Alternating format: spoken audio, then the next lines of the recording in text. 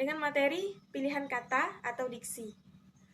Diksi juga disebut dengan pilihan kata, yang dimana kalau menurut Kamus Besar Bahasa Indonesia, diksi itu sendiri mempunyai makna, yaitu penggunaan kata yang tepat dalam sebuah gagasan pokok pembicaraan pada pilihan kata.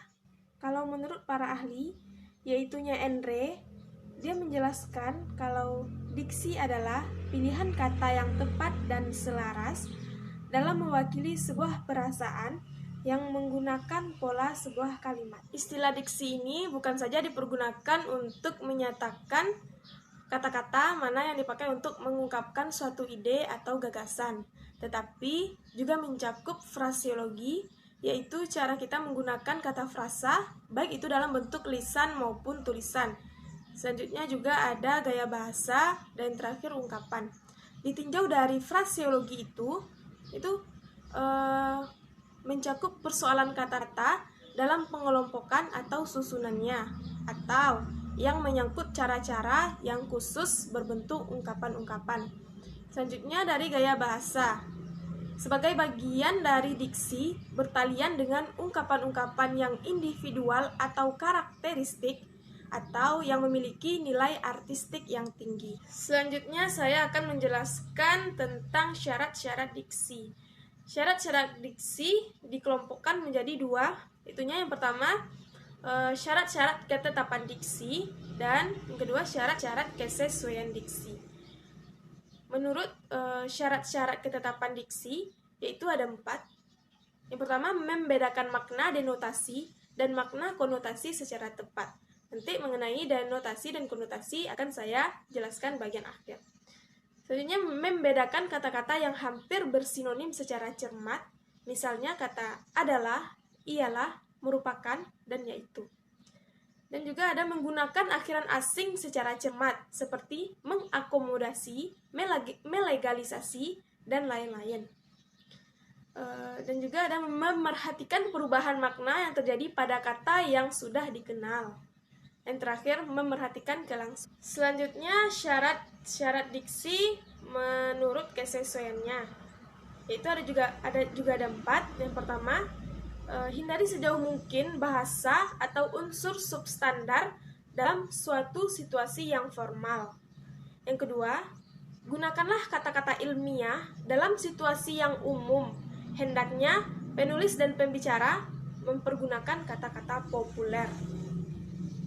Yang ketiga, hindarilah jargon dalam tulisan untuk pembaca umum. Maksud dari jargon yaitu juga bisa disebut dengan kode-kode rahasia. Misalnya kalau dalam profesi polisi, dia sering menggunakan DPO untuk daftar pencarian orang. Yang terakhir yaitu penulis atau pembicara sejauh mungkin menghindari pemakaian kata-kata slang atau kata-kata gaul, yaitu sabi, sotoy, baper, dan lain sebagainya. Selanjutnya saya akan menjelaskan yaitu makna konotatif dan denotatif. Perbedaan dari makna ini yaitu kalau konotatif merupakan bukan makna sebenarnya atau bukan makna asli dari sebuah kata atau kalimat. Sedangkan kalau denotatif merupakan makna asli dan makna sebenarnya dalam sebuah kata atau kalimat. Contoh konotatif yaitu Budiono banting tulang untuk memenuhi kebutuhan keluarganya. Makna banting tulang itu merupakan kalau bahwasanya Budiono ini bekerja keras untuk memenuhi kebutuhan keluarganya. Kalau contoh dari makna denotatif yaitu Anissa gemar membaca dan tidak kaget jika dia pintar dan memiliki pengetahuan yang luas. Dia sering menggunakan DPO untuk daftar pencarian orang. Yang terakhir yaitu penulis atau pembicara sejauh mungkin menghindari pemakaian kata-kata slang atau kata-kata gaul, yaitu sabi, sotoy, baper, dan lain sebagainya. Selanjutnya saya akan menjelaskan yaitu makna konotatif dan denotatif. Perbedaan dari makna ini yaitu kalau konotatif merupakan bukan makna sebenarnya atau bukan makna asli dari sebuah kata atau kalimat. Sedangkan kalau denotatif merupakan makna asli dan makna sebenarnya dalam sebuah kata atau kalimat. Contoh konotatif yaitu Budiono banting tulang untuk memenuhi kebutuhan keluarganya. Makna banting tulang itu merupakan kalau bahwasanya Budiono ini bekerja keras untuk memenuhi kebutuhan keluarganya. Kalau contoh dari makna denotatif yaitu Anissa gemar membaca dan tidak kaget jika dia pintar dan memiliki pengetahuan yang luas. Baiklah, di sini saya akan melanjutkan penjelasan mengenai diksi atau pilihan kata. Di sini saya akan bahas 3 pembahasan. Yang pertama, kata umum dan kata khusus. Yang kedua, kata konkret dan kata abstrak. Dan yang ketiga, ada pembentukan kata. Perlu kita ketahui terlebih dahulu bahwa kata adalah satuan unit terkecil dari bahasa. Baiklah, saya akan menjelaskan pengertian kata umum dan kata khusus. Kata umum adalah kata yang mempunyai ruang lingkup yang lebih luas, atau kata ini dapat diperincikan dan dijabarkan lebih lanjut lagi. Contohnya seperti melihat, pohon, buah, bunga, dan lain sebagainya. Yang kedua ada kata khusus. Kata khusus adalah kata yang mempunyai ruang lingkup yang terbatas, atau kata ini tidak dapat diperincikan dan dijabarkan lebih lanjut lagi. Contohnya seperti mawar, melati, mangga, apel, anggur, memelototi, dan lain. Baik, yang ketiga ada kata konkret. Menurut KBBI, konkret berarti benar atau nyata. Sementara kata konkret adalah yang memiliki makna acuan objek yang bisa dilihat, dirasakan, diraba, dan dicium oleh panca indera. Contohnya seperti jilbab, baju, kacamata, lemari, dan lain sebagainya. Yang keempat ada kata abstrak. Abstrak menurut KBBI yaitu tidak berwujud atau berbentuk. Sementara kata abstrak adalah kata yang mempunyai acuan berupa pengertian dan teori konsep. Contohnya seperti keindahan, mencintai, kasih sayang, cinta, dan lain sebagainya. Perlu kita ketahui terlebih dahulu bahwa kata abstrak merupakan lawan dari kata konkret. Baik, pembahasan yang ketiga yaitu pembentukan kata. Di sini saya akan menjelaskan beberapa pembentukan kata. Yang pertama ada gramatikalisasi. Gramatikalisasi adalah proses perubahan tataran dari morfem ke kata. Yang kedua ada afiks atau imbuhan. Afiks adalah satuan terikat atau seperangkat huruf tertentu yang apabila ditambahkan pada kata dasar akan mengubah makna dan membentuk kata baru. Afiks ini tidak dapat berdiri sendiri dan harus melekat pada satuan lain seperti kata dasar. Baik, afiks atau imbuhan terbagi atas 4 bagian. Yang pertama ada prefiks atau awalan. Prefiks adalah imbuhan yang melekat di depan kata dasar untuk membentuk kata baru dengan arti yang berbeda. Yang kedua ada sufiks atau akhiran. Sufiks adalah imbuhan yang melekat di belakang kata dasar untuk membentuk kata baru dengan arti yang berbeda. Contohnya gilang, akhirannya digabungkan menjadi gemilang. Nah, seperti itu contohnya. Yang ketiga ada konfiks, dalam kurung sirkumfleks atau simulfiks. Konfiks adalah satu imbuhan dengan satu makna, yaitu gramatikal. Dalam bahasa Indonesia setidaknya ada 4 konfiks, yaitu ke-an, pen-an, per-an, dan yang terakhir ada ber-an. Baik, yang keempat ada kombinasi afiks. Kombinasi afiks adalah pembentukan kata berupa pemberian afiks atau imbuhan, yaitu secara kombinasi dari 2 afiks atau lebih yang dihubungkan dengan bentuk dasar. Dalam bahasa Indonesia, misalnya dikenal beberapa kombinasi afiks, misalnya seperti me, kata penghubung kan, me, kata penghubung i, memper, kata penghubung kemudian kan, dan lain sebagainya. 4 penjelasan yang saya jelaskan tadi merupakan bagian dari afiks atau imbuhan. Baik, yang ketiga ada reduplikasi. Reduplikasi adalah proses morfemis yang mengulang bentuk dasar, yaitu secara keseluruhan, secara sebagian atau parsial maupun dengan perubahan bunyi. Yang keempat ada komposisi. Komposisi adalah hasil dari proses penggabungan morfem dengan morfem dasar, segmental.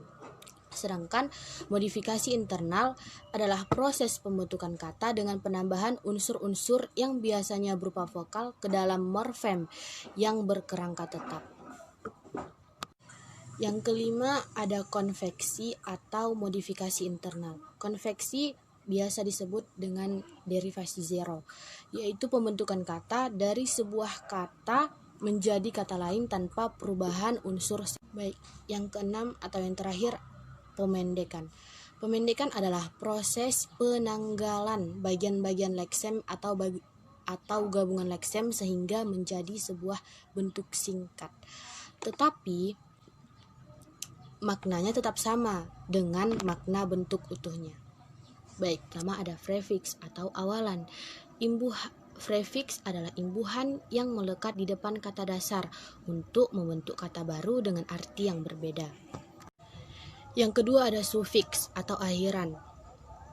Sufiks adalah imbuhan yang melekat di belakang kata dasar untuk membentuk kata baru dengan arti yang berbeda. Contohnya gilang, akhirannya digabungkan menjadi gemilang. Nah, seperti itu contohnya. Yang ketiga ada konfiks, dalam kurung sirkumfleks atau simulfiks. Konfiks adalah satu imbuhan dengan satu makna, yaitu gramatikal. Dalam bahasa Indonesia setidaknya ada 4 konfiks, yaitu ke, an, pen, an, per, an, dan yang terakhir ada ber, an. Baik, yang keempat ada kombinasi afiks. Kombinasi afiks adalah pembentukan kata berupa pemberian afiks atau imbuhan, yaitu secara kombinasi dari 2 afiks atau lebih yang dihubungkan dengan bentuk dasar. Dalam bahasa Indonesia misalnya dikenal beberapa kombinasi afiks, misalnya seperti me, kata penghubung kan, me, kata penghubung i, memper, kata penghubung kemudian kan, dan lain sebagainya. 4 penjelasan yang saya jelaskan tadi merupakan bagian dari afiks atau imbuhan. Baik, yang ketiga ada reduplikasi. Reduplikasi adalah proses morfemis yang mengulang bentuk dasar, yaitu secara keseluruhan, secara sebagian atau parsial maupun dengan perubahan bunyi. Yang keempat ada komposisi. Komposisi adalah hasil dari proses penggabungan morfem dengan morfem dasar, segmental. Sedangkan modifikasi internal adalah proses pembentukan kata dengan penambahan unsur-unsur yang biasanya berupa vokal ke dalam morfem yang berkerangka tetap. Yang kelima ada konveksi atau modifikasi internal. Konveksi biasa disebut dengan derivasi zero, yaitu pembentukan kata dari sebuah kata menjadi kata lain tanpa perubahan unsur. Baik, yang keenam atau yang terakhir pemendekan. Pemendekan adalah proses penanggalan bagian-bagian leksem atau gabungan leksem sehingga menjadi sebuah bentuk singkat. Tetapi maknanya tetap sama dengan makna bentuk utuhnya. Baiklah, saya akan melanjutkan materi yang terakhir dari kelompok 4, yaitu 1. Kesalahan pembentukan dan pemilihan kata, 2. Ungkapan atau idiomatik. Kesalahan berbahasa adalah pemakaian bentuk-bentuk tuturan berbagai unit kebahasaan yang meliputi kata, kalimat, paragraf yang menyimpang dari sistem kaidah bahasa Indonesia baku. Kesalahan pembentukan dan pemilihan kata yang pertama, penggalan awalan me. Penggalan awalan me pada judul cerita dalam surat kabar diperbolehkan. Namun dalam teks beritanya awalan me harus eksplisit atau jelas dan tidak berbelit-belit. Contoh kata luncurkan salah, yang benarnya meluncurkan. Kedua, penggalan awalan ber. Awalan ber harus dieksplisitkan secara jelas. Contoh, sampai jumpa lagi, salah, yang benarnya sampai berjumpa lagi. 3. Peluluhan bunyi C. Kata dasar yang diawali bunyi C sering menjadi luluh apabila mendapat awalan me.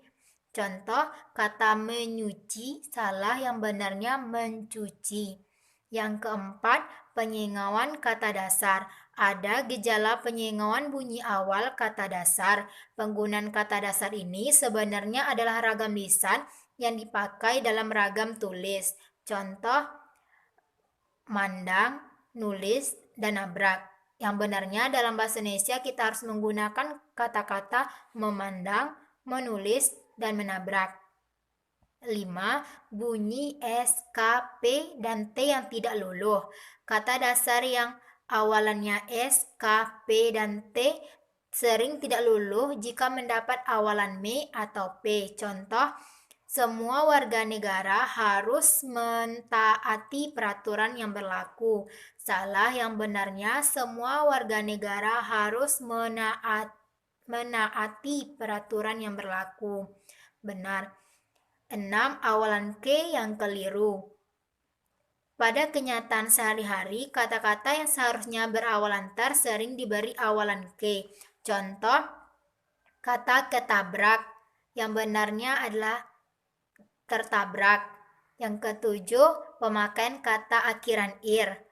Pemakaian kata akhiran ir sangat produktif dalam penggunaan bahasa Indonesia sehari-hari. Contoh, kata mengkoordinir salah, yang benarnya mengkoordinasi. 8. Padanan yang tidak serasi. Terjadi ketika padanan bahasa yang kurang cermat memilih padanan yang kurang serasi. Contoh, karena modal di bank terbatas, tidak semua pengusaha lemah memperoleh kredit. Salah, yang benarnya modal di bank terbatas sehingga tidak semua pengusaha lemah memperoleh kredit.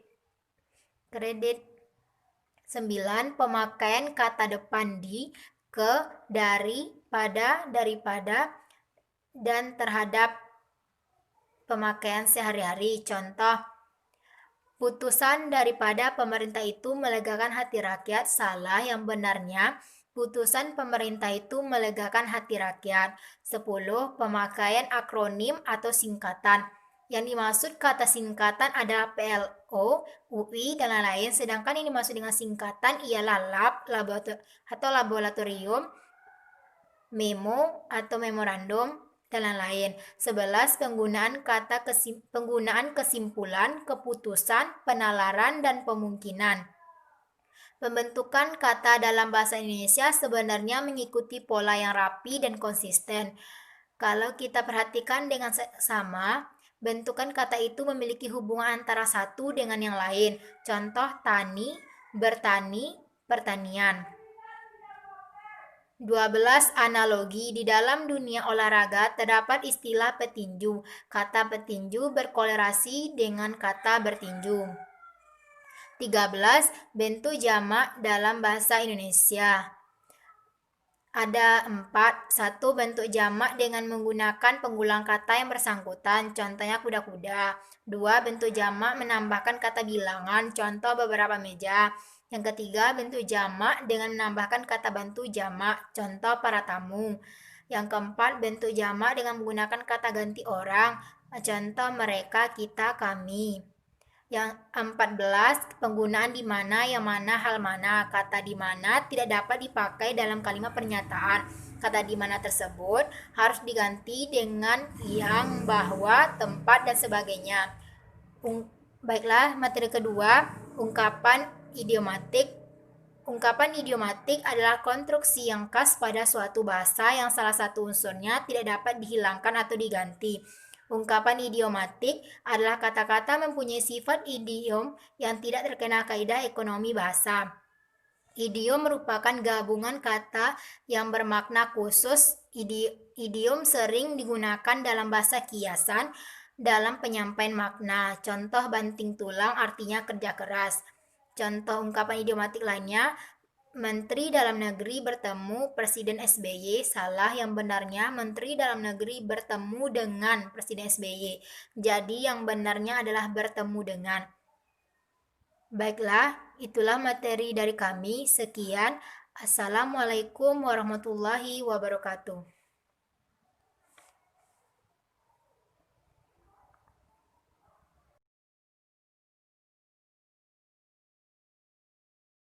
Baiklah, saya akan melanjutkan materi yang terakhir dari kelompok 4, yaitu 1.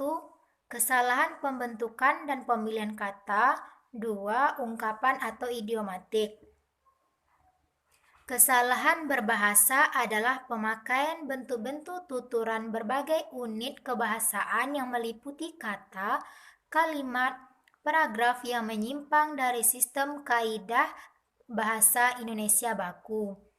Kesalahan pembentukan dan pemilihan kata yang pertama, penggalan awalan me. Penggalan awalan me pada judul cerita dalam surat kabar diperbolehkan. Namun dalam teks beritanya awalan me harus eksplisit atau jelas dan tidak berbelit-belit. Contoh kata luncurkan, salah, yang benarnya meluncurkan. Kedua, penggalan awalan ber. Awalan ber harus dieksplisitkan secara jelas. Contoh, sampai jumpa lagi, salah, yang benarnya sampai berjumpa lagi. 3. Peluluhan bunyi C. Kata dasar yang diawali bunyi C sering menjadi luluh apabila mendapat awalan me. Contoh, kata menyuci, salah, yang benarnya mencuci. Yang keempat, penyengauan kata dasar. Ada gejala penyengauan bunyi awal kata dasar. Penggunaan kata dasar ini sebenarnya adalah ragam lisan yang dipakai dalam ragam tulis. Contoh, mandang, nulis, dan nabrak. Yang benarnya dalam bahasa Indonesia kita harus menggunakan kata-kata memandang, menulis, dan menabrak. 5. Bunyi S, K, P, dan T yang tidak luluh.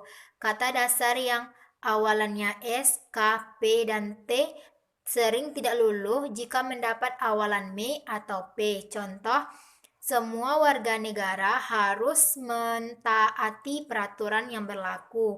Salah, yang benarnya semua warga negara harus menaati peraturan yang berlaku. Benar. 6. Awalan K yang keliru. Pada kenyataan sehari-hari, kata-kata yang seharusnya berawalan ter sering diberi awalan K.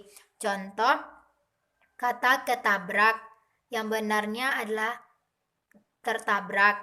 Yang ketujuh, pemakaian kata akhiran ir. Pemakaian kata akhiran ir sangat produktif dalam penggunaan bahasa Indonesia sehari-hari. Contoh kata mengkoordinir, salah, yang benarnya mengkoordinasi. 8. Padanan yang tidak serasi. Terjadi ketika padanan bahasa yang kurang cermat memilih padanan yang kurang serasi. Contoh, karena modal di bank terbatas, tidak semua pengusaha lemah memperoleh kredit. Salah, yang benarnya modal di bank terbatas sehingga tidak semua pengusaha lemah memperoleh kredit. 9. Pemakaian kata depan di, ke, dari, pada, daripada, dan terhadap pemakaian sehari-hari. Contoh, putusan daripada pemerintah itu melegakan hati rakyat. Salah, yang benarnya putusan pemerintah itu melegakan hati rakyat. 10. Pemakaian akronim atau singkatan. Yang dimaksud kata singkatan adalah PLO, UI, dan lain-lain, sedangkan yang dimaksud dengan singkatan ialah lab, atau laboratorium, memo atau memorandum, dan lain-lain. 11. Penggunaan kesimpulan, keputusan, penalaran, dan pemungkinan. Pembentukan kata dalam bahasa Indonesia sebenarnya mengikuti pola yang rapi dan konsisten. Kalau kita perhatikan dengan sama, bentukan kata itu memiliki hubungan antara satu dengan yang lain. Contoh tani, bertani, pertanian. 12. Analogi. Di dalam dunia olahraga terdapat istilah petinju. Kata petinju berkorelasi dengan kata bertinju. 13. Bentuk jamak dalam bahasa Indonesia. Ada 4. 1. Bentuk jamak dengan menggunakan pengulang kata yang bersangkutan, contohnya kuda-kuda. 2. Bentuk jamak menambahkan kata bilangan, contoh beberapa meja. Yang ketiga, bentuk jamak dengan menambahkan kata bantu jamak, contoh para tamu. Yang keempat, bentuk jamak dengan menggunakan kata ganti orang, contoh mereka, kita, kami. Yang 14, penggunaan di mana, yang mana, hal mana. Kata di mana tidak dapat dipakai dalam kalimat pernyataan. Kata di mana tersebut harus diganti dengan yang, bahwa, tempat, dan sebagainya. Baiklah, materi kedua, ungkapan idiomatik. Ungkapan idiomatik adalah konstruksi yang khas pada suatu bahasa yang salah satu unsurnya tidak dapat dihilangkan atau diganti. Ungkapan idiomatik adalah kata-kata mempunyai sifat idiom yang tidak terkena kaidah ekonomi bahasa. Idiom merupakan gabungan kata yang bermakna khusus. Idiom sering digunakan dalam bahasa kiasan dalam penyampaian makna. Contoh banting tulang artinya kerja keras. Contoh ungkapan idiomatik lainnya, Menteri Dalam Negeri bertemu Presiden SBY. Salah, yang benarnya Menteri Dalam Negeri bertemu dengan Presiden SBY. Jadi yang benarnya adalah bertemu dengan. Baiklah, itulah materi dari kami.